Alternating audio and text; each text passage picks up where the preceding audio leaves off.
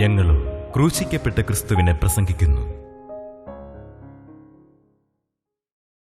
ദൈവ തിരുനാമത്തിന് മഹത്വം ഉണ്ടാകട്ടെ. ദൈവത്തിന് സ്തോത്രം. വായിക്കാം. വെളിപ്പാട് പുസ്തകം 2-ാം അധ്യായം 8-ാം വാക്യം മുതൽ 11-ാം വാക്യം വരെ നമുക്ക് വായിക്കാം. സ്മുർന്നയിലെ സഭയുടെ ദൂതനെ എഴുതുക. മരിച്ചവനായിരുന്നു, വീണ്ടും ജീവിക്കുകയും ചെയ്ത ആദ്യനും അന്ത്യനുമായവൻ അരുളി ചെയ്യുന്നത്: ഞാൻ നിന്റെ കഷ്ടതയും ദാരിദ്ര്യവും നീ ധനവാനാകുന്നു താനും തങ്ങൾ യഹൂദരെന്ന് പറയുന്നെങ്കിലും യഹൂദരല്ല, സാത്താൻ്റെ പള്ളിക്കാരായവരുടെ ദൂഷണവും അറിയുന്നു. നീ സഹിപ്പാനുള്ളത് പേടിക്കേണ്ട. നിങ്ങളെ പരീക്ഷിക്കേണ്ടതിന് പിശാച് നിങ്ങളിൽ ചിലരെ തടവിലാക്കുവാൻ പോകുന്നു. 10 ദിവസം നിങ്ങൾക്ക് ഉപദ്രവമുണ്ടാകും. മരണപര്യന്തം വിശ്വസ്തനായിരിക്ക. എന്നാൽ ഞാൻ ജീവകിരീടം നിനക്ക് തരും. ആത്മാവ് സഭകളോട് പറഞ്ഞതെന്തെന്ന് ചെവിയുള്ളവൻ കേൾക്കട്ടെ. ജയിക്കുന്നവന് 2-ാം മരണത്താൽ ദോഷം വരികയില്ല. ദൈവത്തിന് സ്തോത്രം.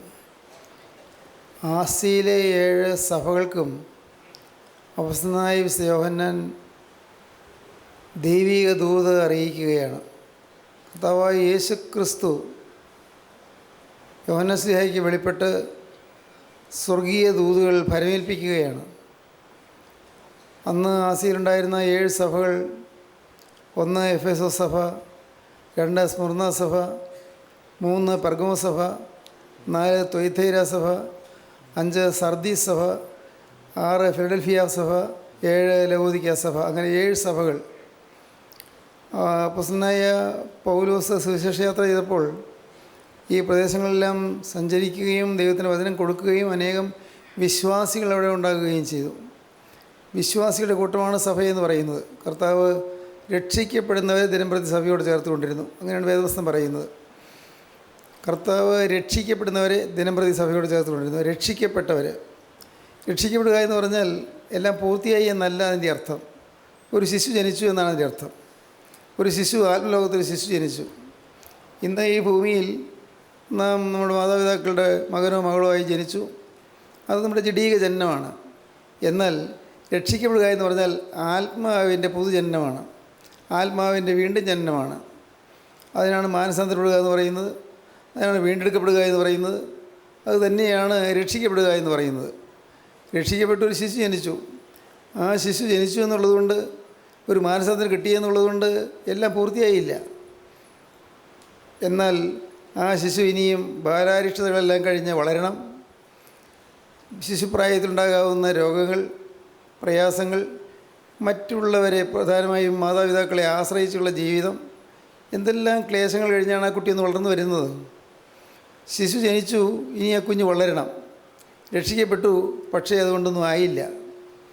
നല്ലതാണ് ഒരു ശിശു ജനിച്ചു, തീർച്ചയായിട്ടും നല്ലത്. അതുപോലെ ഒരാൾ വീണ്ടെടുക്കപ്പെട്ടു അല്ലെങ്കിൽ മാനസാന്തരപ്പെട്ടു, തീർച്ചയായിട്ടും നല്ലത്. പക്ഷേ അതുകൊണ്ട് നമുക്ക് തൃപ്തിപ്പെടാൻ സാധിക്കുകയില്ല. മാനസാന്തരപ്പെട്ടു, പഴയ പ്രവൃത്തികളെല്ലാം വിട്ടു, പഴയ മനോഭാവങ്ങൾ പോലും മാറിയിട്ടുണ്ട്. പക്ഷേ ആളത്വം ഇനിയും വളരേണ്ടിയിരിക്കുന്നു. രക്ഷിക്കപ്പെട്ടു, ശിശു ഇനിയും വളരേണ്ടിയിരിക്കുന്നു. ആദ്യം ശിശുവിന് ആഹാരം കോരി കൊടുക്കുന്നു. പിന്നീട് കുറേശ്ശെ ആ ശിശു തന്നെ കഴിച്ചു തുടങ്ങുന്നു. വളർന്നുകൊണ്ട് വരുമ്പോൾ പിന്നെ ആഹാരം കഴിക്കുന്നതിന് മറ്റുള്ളവരുടെ സഹായം വേണ്ട. അത് കുറേശ്ശെ ഓടുകയും ചാടുകയൊക്കെ ചെയ്യുന്നു. ആ ശിശു വളർന്നു വരുമ്പോൾ പിന്നെയും ഉണ്ട് കെണികൾ. വഴുവഴുപ്പുള്ള സ്ഥലത്തുകൂടി പോകുമ്പോൾ കുഞ്ഞ് മറിഞ്ഞു വീഴുന്നു. ഓടിക്കളിക്കുമ്പോൾ കുഞ്ഞ് മറിഞ്ഞു വീഴുന്നു, അതിന് പരിക്ക് പറ്റുന്നു. അനേകം പ്രശ്നങ്ങളെ, പ്രയാസങ്ങളെ അതിജീവിച്ചാണ് ഒരു ശിശു വളർന്നു വരുന്നത്. നാം മാനസാന്തരപ്പെട്ട് കഴിഞ്ഞാൽ നാം ഇനിയും ഒട്ടേറെ പ്രതിസന്ധികളിലൂടെ കടന്നു പോകേണ്ടിയിരിക്കുന്നു. അന്ന് മിസ്രയീമിൽ നിന്ന് പുറപ്പെട്ടതായ ഇസ്രായേൽക്കാർ 6 ലക്ഷം പേരുണ്ടായിരുന്നു. 6 ലക്ഷം എന്ന് പറഞ്ഞാൽ നമുക്ക് ഊഹിക്കാവുന്നതേ ഉള്ളൂ. 6 ലക്ഷം പുരുഷന്മാർ തന്നെ, പ്രായപൂർത്തിയുള്ള പുരുഷന്മാർ തന്നെ 6 ലക്ഷം ഉണ്ടായിരുന്നു. അപ്പോൾ കുറഞ്ഞത് 6 ലക്ഷം സ്ത്രീകളുണ്ടായിരിക്കും. പിന്നെ കുഞ്ഞുങ്ങൾ എല്ലാം കൂടി വരുമ്പോൾ 20 ലക്ഷത്തിലേറെ ആളുകളാണ് അന്ന് മിസ്രയീമിൽ നിന്ന് പുറപ്പെട്ട് ആ മരുഭൂമിയിൽ കൂടി യാത്ര ചെയ്തത്. അവർക്ക് കൊടുത്തിരുന്നതായ വാഗ്ദത്തം പാലും തേനും ഒഴുകുന്ന കനാൻ ദേശമെന്നാണ്. അവർ മരുഭൂമി യാത്രയെക്കുറിച്ചൊന്നും അവർ ചിന്തിച്ചിട്ടില്ല. മരുഭൂമിയിലെ ക്ലേശകരമായ യാത്രയെക്കുറിച്ച് അവർക്ക് ചിന്തിക്കാൻ പോലും സാധിക്കുമായിരുന്നില്ല. ചെങ്കടൽ കടന്നു, ശരി. ഫറോൻ്റെ അടുത്തിൽ നിന്ന് വിടുതൽ പ്രാപിച്ചു, ശരി. അടിമത്തത്തിൽ നിന്ന് വിടർത്തപ്പെട്ടു, നന്നായി. പക്ഷേ ഇനിയും പോകേണ്ടത് നേരെ കനാനിലേക്കല്ല. കനാനിൽ കാൽ ചവിട്ടുന്നില്ല. കനാനിലെ സുഖസമൃദ്ധമായ ജീവിതത്തിലേക്ക് പോകണമെങ്കിൽ ഇനിയും ദൂരം ബഹുദൂരം വളരെ ക്ലേശകരമായ യാത്ര ചെയ്യേണ്ടിയിരിക്കുന്നു. മരുഭൂമിയാണ്, മരുഭൂമിയിലെ വരൾച്ച, മരുഭൂമിയിലെ ഉഷ്ണക്കാറ്റ്, മരുഭൂമിയിൽ തണലില്ലാത്തതായ പ്രതലങ്ങൾ, എന്ത് പ്രയാസങ്ങളാണ് അവർ നേരിടേണ്ടി വന്നത്. എത്രയെത്ര പ്രതിസന്ധികളും വൈഷമ്യങ്ങളും കടന്നാണ് അവർ കനാനിലേക്കുള്ള യാത്ര തുടർന്നത്. അവരുടെ പലരുടെയും വിശ്വാസം ക്ഷീണിച്ചു പോയി. അവർക്ക് പലർക്കും തളർച്ച വന്നുപോയി. ഭേദം അങ്ങ് മിസ്രൈമിലായിരുന്നു എന്ന് പോലും തോന്നിപ്പോയി. മിസ്രൈമിലായിരുന്നെങ്കിൽ ഇതുപോലെയുള്ള കഷ്ടപ്പാടുണ്ടാവുകയില്ലായിരുന്നിരുന്നു എന്ന് പോലും തോന്നിപ്പോയി. പഴയകാലത്ത് മിസ്രൈമിലായിരുന്ന കാലത്ത്, ഫറവോൻ്റെ അടിമത്തിൽ കിടന്ന കാലത്ത് ഒട്ടേറെ ദുരിതങ്ങൾ അവരനുഭവിച്ചു, ശരിയാണ്. പക്ഷേ ഇന്ന് ഓർത്ത് നോക്കുമ്പോൾ ഇന്നത്തേക്കാൾ എത്ര ഭേദമായിരുന്നു മിസ്രൈം എന്ന് തോന്നിപ്പോയി. മരുഭൂമിയിൽ കൂടിയുള്ള യാത്ര, മരുഭൂമിയിൽ കൂടിയുള്ളതായ യാത്ര ക്ലേശകരമാണ്. വിശ്വാസി രക്ഷിക്കപ്പെട്ടു അല്ലെങ്കിൽ മാനസാന്തരപ്പെട്ടു എന്ന് പറഞ്ഞാൽ എല്ലാം പൂർത്തിയായില്ല, നോട്ട് പെർഫെക്റ്റ്, സമ്പൂർണ്ണതയായില്ല, പൂർത്തീകരണമായില്ല. എന്നാൽ നേരെ മറിച്ച് ഇനിയും ഒട്ടേറെ സഞ്ചരിക്കേണ്ടിയിരിക്കുന്നു, ബഹുദൂരം സഞ്ചരിക്കേണ്ടിയിരിക്കുന്നു. അപ്പോഴാണ് നമ്മുടെ ചില പ്രകൃതികൾ ഉൾപ്പെട്ടു വരുന്നത്. മത്സര സ്വഭാവം, നേതൃത്വത്തിലിരിക്കുന്ന മോശയോടും അഹ്റോനോടും മത്സരിക്കുന്നു. അതുമാത്രമല്ല, അവർക്ക് നീരസം വരുന്നു, അവർ കയ്പ് വരുന്നു, പുറകിലേക്ക് അങ്ങ് മിസ്രൈമിലേക്ക് പോകണമെന്ന് പോലും തോന്നിപ്പോകുന്നു. ഉഷ്ണക്കാറ്റടിച്ചവർ തളർന്നു പോകുന്നു. ചുട്ടുപഴുത്ത മണൽത്തരികളിലൂടെ കാല് ചവിട്ടി പോകുവാൻ അവർ വിഷമിച്ചു പോകുന്നു. തന്നെയുമല്ല, അവർക്ക് വെള്ളം പോലും കിട്ടാത്തൊരവസരമുണ്ടായി. വെള്ളം പോലും കിട്ടുന്നില്ല. അവിടെ എപ്പോഴപ്പോൾ കർത്താവ് കൃപ ചെയ്തവർക്ക് അതിൻ്റെ നീക്കുപോക്കുകൾ കൊടുക്കുന്നുണ്ട്. കാരണം വെള്ളമില്ലാത്ത സമയത്ത് പാറയിൽ നിന്ന് വെള്ളം പുറപ്പെട്ടു. കിട്ടിയ വെള്ളം കയ്പായതുകൊണ്ട്, വിഷമയമായതുകൊണ്ട് ആ കയ്പ് വെള്ളം മാറ്റി കർത്താവ് അവർക്ക് മധുരമുള്ള വെള്ളം കൊടുത്തു. മരുഭൂമിയിൽ പകൽ നേരത്ത് തണലിരിക്കാൻ മേഘം അവർക്ക് മീതെ സഞ്ചരിച്ചുകൊണ്ടിരുന്നു. രാത്രി സമയത്ത് അവർക്ക് വെളിച്ചം കിട്ടാൻ 20 ലക്ഷം ആളുകൾ എന്ന് പറഞ്ഞാൽ എത്രയാണ്? അവർക്ക് എല്ലാവർക്കും വെളിച്ചം കിട്ടാൻ രാത്രി ഒരു അഗ്നിത്തൂണ്, അഗ്നിസ്തംഭം ദൈവം അവർക്ക് കൊടുത്തു. എല്ലാം ദൈവികമായ പരിപാലനം ഉണ്ടായിരുന്നെങ്കിൽ പോലും അവർ ക്ലേശിച്ചാണ് പോയത്. അതുപോലെ രക്ഷിക്കപ്പെട്ട് കഴിഞ്ഞു എന്നുള്ളതുകൊണ്ട്, മാനസാന്തരപ്പെട്ടു എന്നുള്ളതുകൊണ്ട് ഒന്നും പൂർത്തിയായില്ല. മാനസാന്തരപ്പെട്ടവർ എല്ലാവരും ഈ പലസ്തീനിൽ അല്ലെങ്കിൽ കനാനിൽ പ്രവേശിക്കണമെന്നുമില്ല. കാരണം 20 ലക്ഷത്തിലേറെ ആളുകൾ പുറപ്പെട്ടവരിൽ, അന്ന് പുറപ്പെട്ടവരിൽ 2 പേർ മാത്രമേ കനാനിൽ കാലുകുത്തിയുള്ളൂ. ബാക്കിയുള്ളവരെല്ലാവരും ആ 40 വർഷം മരുഭൂമി യാത്രയ്ക്കിടയിൽ അവരെല്ലാം പട്ടുപോയി, മരിച്ചുപോയി. മരുഭൂമിയിൽ അനേകരുടെ ശവശരീരം വീണു. അങ്ങനെ പുറപ്പെട്ടവർ വലിയൊരു സംഖ്യ ജനമായിരുന്നെങ്കിലും അങ്ങ് എത്തിച്ചേർന്നത് 2 പേർ മാത്രം, യോശുവയും കാലേബും മാത്രം. നടത്തിക്കൊണ്ടുവന്ന മോശ പോലും അങ്ങ് നെബോപർവ്വതത്തിൻ്റെ മുകളിൽ നിന്നുകൊണ്ട് കണ്ടുവന്നേ ഉള്ളൂ. മോശയ്ക്ക് അങ്ങോട്ട് പ്രവേശിക്കാൻ ദൈവം അനുവദിച്ചില്ല. മോശയ്ക്ക് അതിനിടയ്ക്ക് ചില നമുക്ക് ഇന്ന് ചെയ്തെന്ന് തോന്നാവുന്ന ചില പാപങ്ങൾ മോശയ്ക്ക് വന്നതുകൊണ്ട്, മോശയ്ക്ക് അല്പം അവിശ്വാസം വന്നതുകൊണ്ട് മോശയ്ക്ക് കനാനിൽ കാലുകുത്താൻ സാധിച്ചില്ല. മോശ പറഞ്ഞു നോക്കി, എൻ്റെ കർത്താവേ, ഇത്രയും വർഷങ്ങൾ ഞാൻ ജനത്തോടുകൂടി ആയിരുന്നല്ലോ, അവരോട് കൂടെ എനിക്ക് അക്കരെ ഒന്ന് കടക്കാൻ, ആ ദേശം ഒന്ന് കാണാൻ എനിക്ക് ആഗ്രഹം ഉണ്ടായിരുന്നു. കർത്താവ് അനുവദിച്ചില്ല. ഇനി അതിനെക്കുറിച്ച് എന്നോട് പറയരുതെന്ന് പോലും കർത്താവ് ശാസിച്ചു. ആ കാര്യം പറഞ്ഞുകൊണ്ട് നീ എൻ്റെ അടുക്കൽ വരരുതെന്ന് കർത്താവ് ശാസിച്ചു. മോശയ്ക്ക് പോലും അഹ്റോന് പോലും അന്ന് തപ്പെടുത്ത് കിണറ്റെടുത്ത് പാട്ടുപാടി മിര്യാമിന് പോലും ഒന്നും അക്കരെ കനാനിലെത്താൻ സാധിച്ചില്ല. ദൈവത്തിന് സ്തോത്രം. അതുകൊണ്ട് നാം രക്ഷിക്കപ്പെട്ടു, നാം മാനസാന്തരപ്പെട്ടു, നാം കർത്താവിൻ്റെ കൃപയാൽ, കർത്താവിൻ്റെ രക്തത്തിൽ കഴുകപ്പെട്ടു എന്ന് തോന്നിയാൽ പോലും അത് പൂർത്തീകരണമല്ല. നാം വളർന്നുകൊണ്ടിരിക്കുകയാണ്. അതാണ് ഈ സഭകൾക്കുള്ള ദൂതിൽ പ്രത്യേകിച്ച് കാണിച്ചു തരുന്നത്. നിങ്ങൾ പുറപ്പെട്ട ആ സ്ഥാനത്ത് നിന്ന് നിങ്ങൾ ചെല്ലേണ്ടതായ സ്ഥാനത്തേക്ക് ബഹുദൂരമുണ്ട്. ഈ ബഹുദൂരം യാത്ര ചെയ്യുമ്പോൾ നിങ്ങൾ വീണു പോകാവുന്നതാണ്. അതുകൊണ്ട് നിങ്ങൾ കരുതലോടും ജാഗ്രതയോടും കൂടി ഇരിക്കുവീൻ എന്ന് ആത്മാവ് പറയുന്നു. ആത്മാവ് സഭകളോട് പറയുന്നതെന്ന് ചെവിയുള്ളവൻ കേൾക്കട്ടെ. കർത്താവ് ഒരു മയമില്ലാതെയാണ് പറയുന്നത്. ആത്മാവ് സഭകളോട് പറയുന്നു, വേണമെങ്കിൽ കേട്ടോളൂ. ആത്മാവ് സഭകളോട് പറയുന്നത് എന്തെന്ന് ചെവിയുള്ളവൻ കേൾക്കട്ടെ. ഈ വെളിപ്പാട് പുസ്തകത്തിൻ്റെ അവസാന അധ്യായത്തിലേക്ക് വരുമ്പോൾ നാം കാണും, സമയം അടുത്തിരിക്കുകയാൽ ഈ പുസ്തകത്തിലെ പ്രവചനം മുദ്രയിടരുത്. അനീതി എന്നവൻ ഇനിയും അനീതി ചെയ്യട്ടെ. ഞാൻ പറയാനുള്ളതെല്ലാം പറഞ്ഞു കഴിഞ്ഞു. ഇനിയും അനീതിയിൽ പോകണോ? വയ്ക്കോ. അനീതി ചെയ്യുന്നവൻ ഇനിയും അനീതി ചെയ്യട്ടെ. അഴുക്കുള്ളവൻ ഇനിയും അഴുക്കാകട്ടെ. ഞാനെല്ലാം പറഞ്ഞു തന്നല്ലോ. എന്താണ് ആത്മീയമെന്ന് പറഞ്ഞു തന്നല്ലോ. ഇനിയും അഴുക്കിൽ നിങ്ങൾ ജീവിക്കുകയാണോ? ആയിക്കൊള്ളൂ, ഞാൻ നിങ്ങളെ തടയുന്നില്ല. അനീതി ചെയ്യുന്നവൻ ഇനി അനീതി ചെയ്യട്ടെ, അഴുക്കുള്ളവൻ ഇനിയും അഴുക്കാകട്ടെ, നീതിമാൻ ഇനിയും നീതി ചെയ്യട്ടെ, വിശുദ്ധൻ ഇനിയും തന്നെ വിശുദ്ധീകരിക്കട്ടെ. വെളിപ്പാട് പുസ്തകത്തിൻ്റെ പ്രമുഖമായ സന്ദേശം അതാണ്. വിശുദ്ധൻ ഇനിയും തന്നെ വിശുദ്ധീകരിക്കട്ടെ. ഇതാ ഞാൻ വേഗം വരുന്നു. അതാണ് കർത്താവായ യേശു ക്രിസ്തു വരാറായിരിക്കുന്നു. ഇതാ ഞാൻ വേഗം വരുന്നു. ഓരോരുത്തന്നെ അവനവൻ്റെ പ്രവൃത്തിക്ക് തക്കവണ്ണം കൊടുപ്പാൻ പ്രതിഫലം എൻ്റെ പക്കലുണ്ട്. ഞാൻ വരുന്നു. ജാഗ്രതയോടെ ഇരിക്കുന്നവർ, വചനം കേട്ട് അനുദപിക്കുന്നവർ, വചനം കേട്ട് തങ്ങളെ തന്നെ ശോധന ചെയ്ത് വിശുദ്ധീകരണം അനുഭവിക്കുന്നവർ, അവർക്ക് ജീവകിരീടം ലഭിക്കും, പ്രതിഫലം ലഭിക്കും, ദൈവത്തിൽ നിന്ന് പ്രതിഫലം ലഭിക്കും. കർത്താവായ യേശുവിൻ്റെ രണ്ടാമത്തെ വരവിൽ പ്രതിഫലം പ്രാപിക്കാനുള്ളവരാണ് നാം ഓരോരുത്തരും. പ്രതിഫലം കിട്ടേണ്ടവരാണ്. പക്ഷേ നാം ഇനി അനീതി ചെയ്യണോ? അതിൻ്റെ ഫലം നിങ്ങൾ അനുഭവിക്കൂ. അല്ല, ഇനി അഴുക്കാടുകയാണോ? ആയിക്കൊള്ളൂ, നിങ്ങൾക്ക് അതിൻ്റെ ഫലം നിങ്ങൾക്ക് കിട്ടും. അനീതി ചെയ്യുന്നവൻ ഇനിയും അനീതി ചെയ്യട്ടെ, അഴുക്കുള്ളവൻ ഇനി അഴുക്കാടട്ടെ, നീതിമാൻ ഇനിയും നീതി ചെയ്യട്ടെ, വിശുദ്ധൻ ഇനിയും തന്നെ വിശുദ്ധീകരിക്കട്ടെ. ഇതാ ഞാൻ വേഗം വരുന്നു. ഓരോരുത്തന് അവനവൻ്റെ പ്രവൃത്തിക്ക് തക്കവണ്ണം കൊടുപ്പാൻ പ്രതിഫലം എൻ്റെ പക്കലുണ്ട്. ഞാൻ ആൽഫയും ഓമേഗയും, ഒന്നാമൻ ഒടുക്കത്തവനും ആദിയും അന്തവുമാകുന്നു. ഞാൻ ആദിയും അന്തവുമാണ്. ആദിയാണ്, അന്തമാണ്. ആദി ഇല്ലാത്ത ആദിയാണ്, അന്തമില്ലാത്ത അന്തമാണ്. ദൈവത്തിന് സ്തോത്രം. ഞാൻ ആദിയും അന്തവുമാകുന്നു. ജീവൻ്റെ വൃക്ഷത്തിൽ തങ്ങൾക്ക് അധികാരം ഉണ്ടാകേണ്ടതിനും ഗോപുരങ്ങളിൽ കൂടി നഗരത്തിൽ കടക്കേണ്ടതിനും തങ്ങളുടെ വസ്ത്രം അലക്കുന്നവർ ഭാഗ്യവാന്മാർ. സഭയാണ്, വീണ്ടെടുക്കപ്പെട്ടവരാണ്, രക്ഷിക്കപ്പെട്ടവരാണ്. പക്ഷേ വസ്ത്രം അലക്കണം. വസ്ത്രം അലക്കിയില്ലെങ്കിൽ ജീവിതവസ്ത്രം മുഷിഞ്ഞു പോയാൽ നാം പുറത്തായി പോകും. ജീവിതവസ്ത്രം കീറിപ്പോയാൽ നാം പുറത്ത് നിൽക്കേണ്ടി വരും, ലജ്ജിതരായി നിൽക്കേണ്ടി വരും. നാം നമ്മുടെ ജീവിതത്തെ നാം ശോധന ചെയ്ത് നമ്മുടെ ജീവിതത്തിൽ നാം കാതലായൊരു തീരുമാനമെടുക്കണം, വ്യക്തമായി തീരുമാനമെടുക്കണം.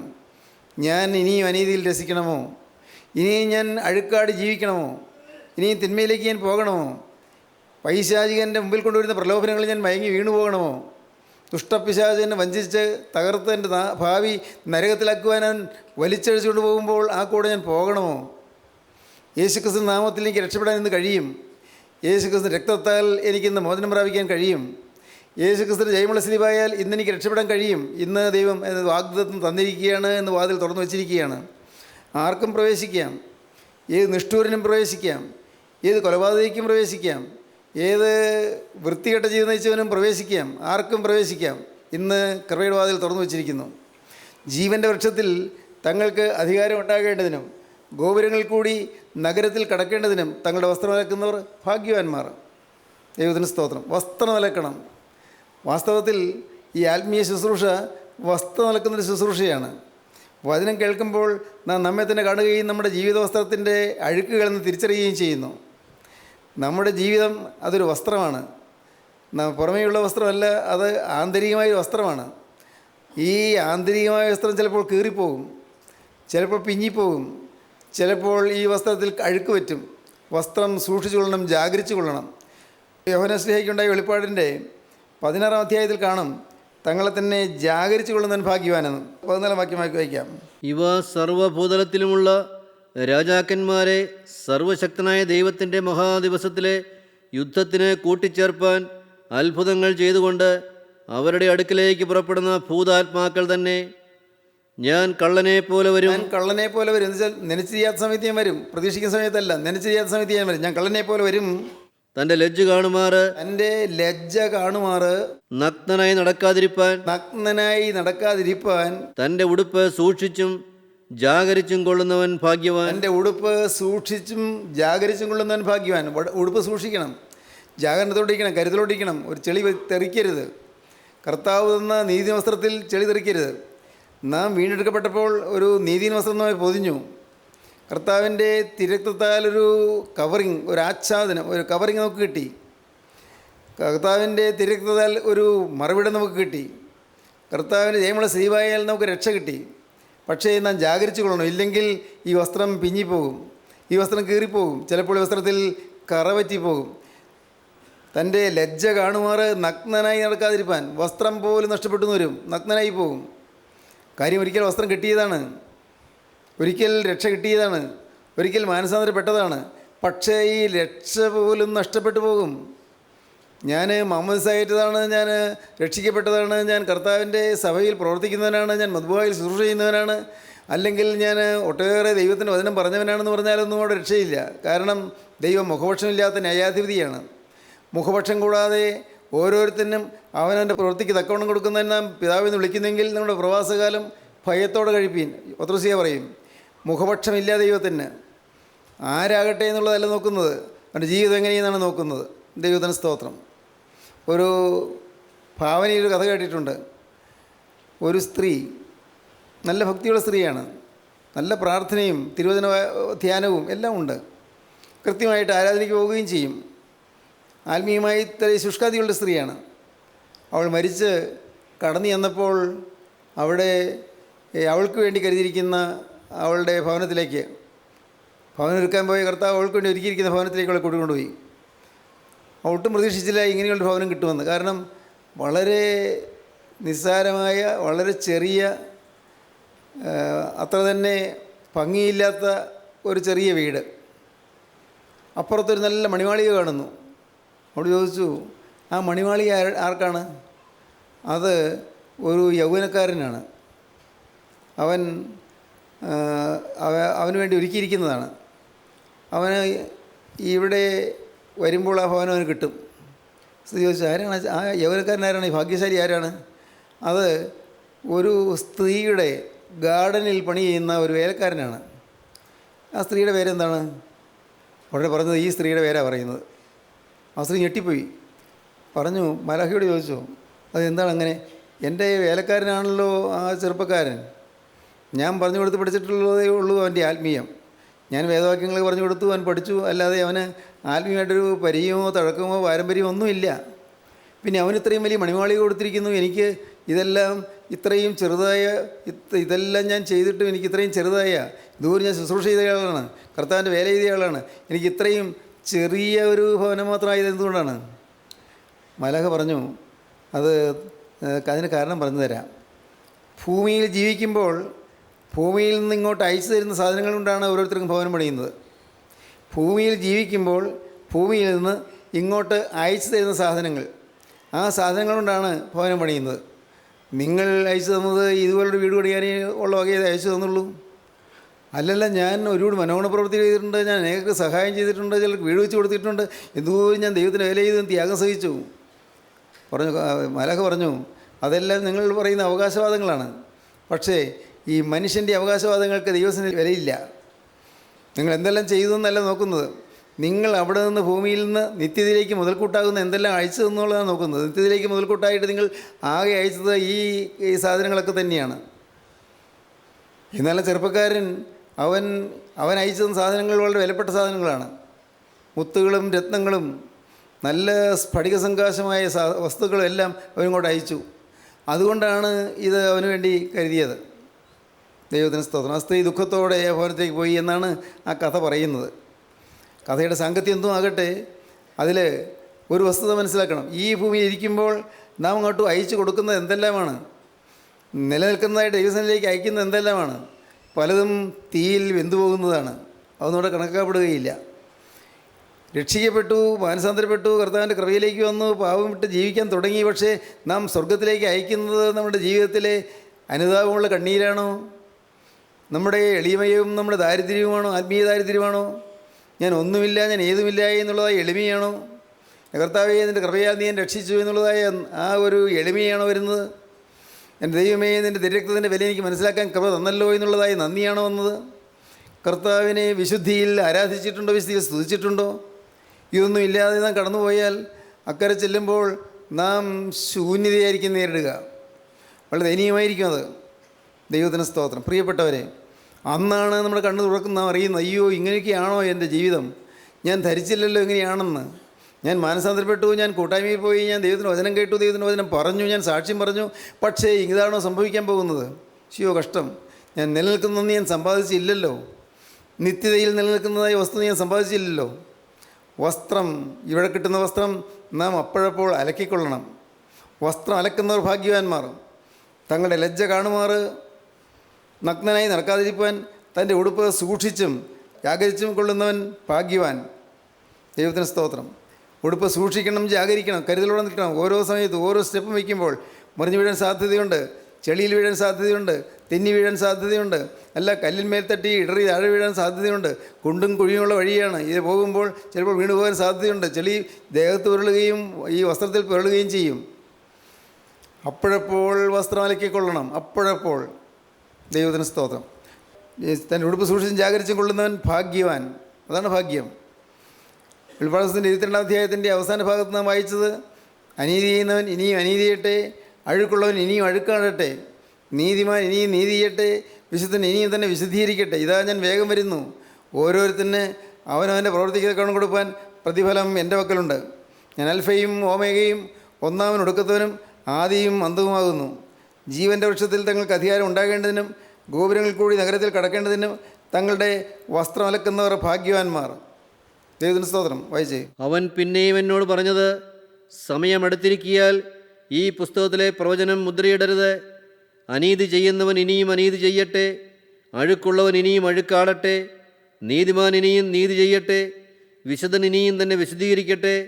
ഇതാ ഞാൻ വേഗം വരുന്നു. ഓരോരുത്തരും അവനവൻ്റെ പ്രവൃത്തിക്ക് തക്കവണ്ണം കൊടുപ്പാൻ പ്രതിഫലം എൻ്റെ പക്കലുണ്ട്. ഞാൻ ആൽഫയും ഓമേഗയും, ഒന്നാമനും ഒടുക്കത്തവനുമാ ആദിയും അന്തവുമാകുന്നു. വൃക്ഷത്തിൽ തങ്ങൾക്ക് അധികാരം ഉണ്ടാകേണ്ടതിനും ഗോപുരങ്ങൾ കൂടി നഗരത്തിൽ കടക്കേണ്ടതിനും തങ്ങളുടെ വസ്ത്രം അലക്കുന്നവർ ഭാഗ്യവാന്മാർ. വസ്ത്രം അലക്കിയില്ലെങ്കിൽ ജീവൻ്റെ വൃക്ഷത്തിൽ അധികാരം കിട്ടുകയില്ല. ജീവൻ്റെ വൃക്ഷത്തിലേക്കുള്ളതായ വഴി തടഞ്ഞുപോയി. ആദാമിനെ വഴി തടഞ്ഞുപോയി. ജീവൻ്റെ വൃക്ഷത്തിലേക്ക് ആദാം അടുക്കാതിരിക്കാൻ ആദാമിനെ തോട്ടത്തിന് പുറത്താക്കി. ആദാമിനെ തോട്ടത്തിന് പുറത്താക്കിയിട്ട് ചുറ്റും കെരൂബുകൾ കാവൽ നിന്നു. ജീവൻ്റെ വൃക്ഷത്തിൽ നമുക്ക് അധികാരം കിട്ടും. ജീവൻ്റെ വൃക്ഷത്തിൽ തങ്ങൾക്ക് അധികാരം ഉണ്ടാകേണ്ടതിനും ഗോപുരങ്ങൾ കൂടി നഗരത്തിൽ കടക്കേണ്ടതിനും സ്വർഗീയ യെരൂശലേം നഗരത്തിൽ കടക്കേണ്ടതിനും തങ്ങളുടെ വസ്ത്രം അലക്കുന്നവർ ഭാഗ്യവാന്മാർ. പിന്നെ നായ്ക്കളും ക്ഷുദ്രക്കാരും, ദുർനടപ്പുകാരും, കൊലപാതകന്മാരും, ബിംബാരാധികളും ഭോഷ്കിൽ പ്രിയപ്പെടുകയും അതിനെ പ്രവർത്തിക്കുകയും ചെയ്യുന്ന ഏവനും പുറത്തു തന്നെ. ഭോഷ്കിൽ, വ്യാജത്തിൽ പ്രിയപ്പെടുകയും അതിനെ പ്രവർത്തിക്കുകയും ചെയ്യുന്ന ഏവനും പുറത്തു തന്നെ. അനേകരെ വ്യാജമെന്ന് പറയുന്നതിന് യാതൊരു ഗൗരവം കൊടുക്കുന്നില്ല. നമ്മുടെ ജീവിതം ചൊവ്വുള്ളതാണോ നേരുള്ളതാണോ എന്ന് നാം നോക്കണം. സ്ട്രെയിറ്റ് ഫോർവേഡായിട്ടാണോ എന്ന് ചിന്തിക്കുന്ന നോക്കണം. നല്ല ആർജവമായിട്ട് നല്ല ചൊവ്വായിട്ടാണോ നാം പ്രവർത്തിക്കുന്നത്, നാം പറയുന്നത്. പലതും കാപട്യം കൊണ്ട് മൂടി വയ്ക്കുകയല്ലേ. വ്യാജം നമ്മുടെ തനതായ സമ്പത്തായി നിൽക്കുകയല്ലേ. വ്യാജഭാവം. അർത്ഥസത്യമുണ്ട്, അർത്ഥസത്യം, അസത്യവുമുണ്ട്. അസത്യം പറഞ്ഞെന്ന് ചോദിച്ചാൽ ഇല്ല, പക്ഷേ അർത്ഥസത്യമായിരിക്കും പറഞ്ഞത്. അർത്ഥസത്യം, പകുതി സത്യം, പകുതി നേരും പകുതി നുണയും. അല്ലെങ്കിൽ പെരുപ്പിച്ച് പറയുന്നു, അതിശയോക്തി പറയുന്നു. എല്ലാം തെറ്റാണ്. ദൈവത്തിന് സ്തോത്രം. അതുകൊണ്ട് അങ്ങനെയുള്ളവർ നായ്ക്കളും ക്ഷുദ്രക്കാരും ദുർനടപ്പുകാരും കൊലപാതകന്മാരും ബിംബാരാധികളും ഭോഷ്കിൽ പ്രിയപ്പെടുകയും അതിനെ പ്രവർത്തിക്കുകയും ചെയ്യുന്ന ഏവനും പുറത്തു തന്നെ. പ്രവർത്തിക്കുകയും ചെയ്യുന്ന ഏവനും പുറത്തു തന്നെ. ഏവനും പുറത്തായി പോകും. ദൈവത്തിന് സ്തോത്രം. നോക്കൂ, പാവം വിടാത്തവൻ പുറത്തായി പോകും.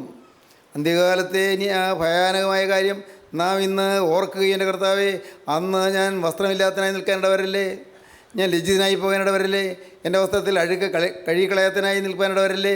ഇത് നമ്മുടെ ജീവിതത്തിലെ ഒരു പ്രാർത്ഥനയായിരിക്കണം. എന്നും പ്രാർത്ഥിക്കണം. വളരെ ജാഗരിക്കേണ്ടതാണ്. വളരെ ശ്രദ്ധിച്ച് മുന്നോട്ട് പോകേണ്ടതാണ്. ഒരു ദിവസത്തെ ജീവിതത്തിൽ നമ്മുടെ ജീവിതത്തിൽ ഏതെല്ലാം തെറ്റുകളാണ് വരുന്നത് നമുക്ക് കാണാൻ പറ്റും. കണ്ടുകൊണ്ടിരിക്കുന്നതെല്ലാം അപ്പോഴപ്പോൾ ഏറ്റുപറഞ്ഞ് ഉപേക്ഷിച്ച് നാം മോചനം പ്രാപിച്ചു കൊള്ളണം. നാളേക്ക് മാറ്റി വയ്ക്കരുത്. ഒരു പാവം വരുമ്പോൾ നമുക്കറിയാം പാവം വരുന്നുവെന്ന്, പാവത്തിന് ചിന്ത വരുന്നുവെന്ന്. ഉടനെ നിങ്ങൾ എൻ്റെ കർത്താവേ എന്നിൻ്റെ തിരക്തത്തിൽ നിന്ന് മറച്ചു കൊള്ളണമേ എന്ന് പറഞ്ഞുകൊള്ളണം. പക്ഷികൾ ആകാശത്തിലൂടെ പറന്നു പോകും. ആകാശത്തിലൂടെ പറന്നു പോകുന്ന പക്ഷി ഈ മരത്തിൽ കടന്നു വന്നിരിക്കാനും അത് കൂട്ടാനും സമ്മതിക്കരുത്.